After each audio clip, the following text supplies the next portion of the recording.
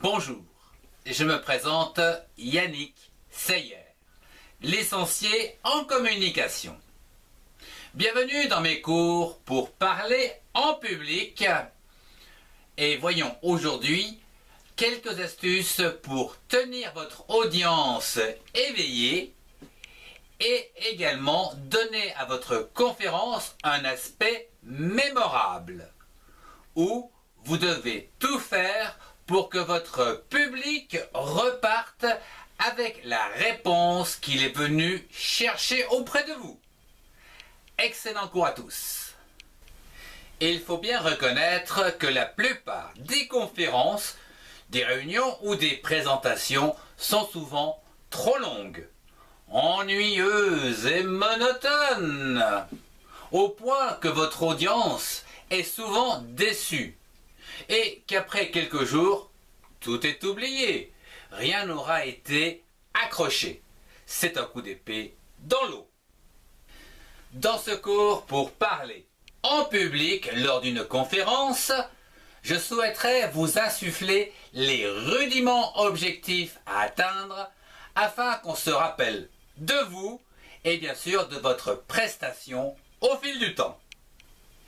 Évidemment, l'habillement, le sourire, l'organisation et les petits gags sont très importants. Mais encore plus important, c'est ce que votre public va emporter avec lui en quittant la conférence. Le premier conseil que je peux vous donner, c'est de parler des personnes qui sont venues vous voir. Vous devez parler de ce qui concerne les participants sur un sujet pénible, par exemple pour ces gens, ou alors un problème pour lequel ils viennent spécialement vous voir. Vous devez construire votre conférence pour les aider, et ceci en illustrant avec des exemples, des propositions bien sûr concrètes, des moyens et des organisations.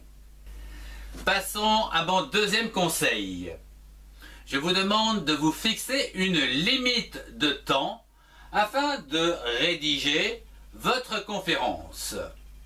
En effet, il faut accepter que cela ne sera jamais parfait.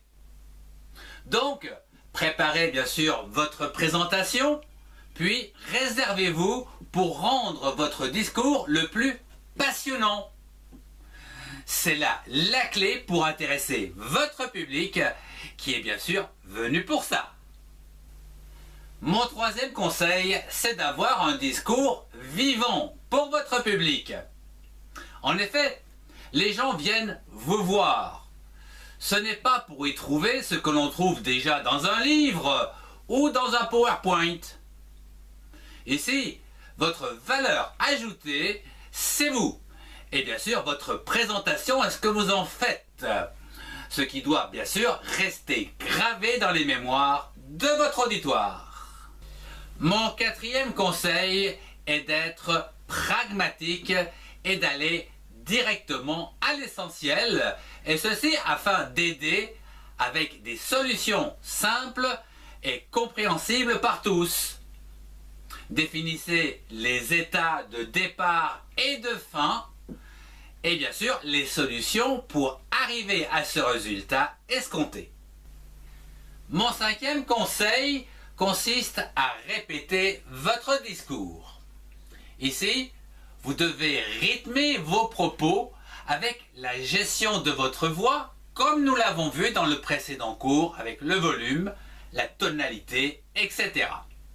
Et ceci afin que votre message soit constructif, prenant et surtout enthousiasme et bien sûr épuré de tout verbillage sans intérêt. Sinon, vous allez noyer le poisson, comme on dit. Terminons avec mon sixième conseil, où ici je vous propose de monter votre message en épingle.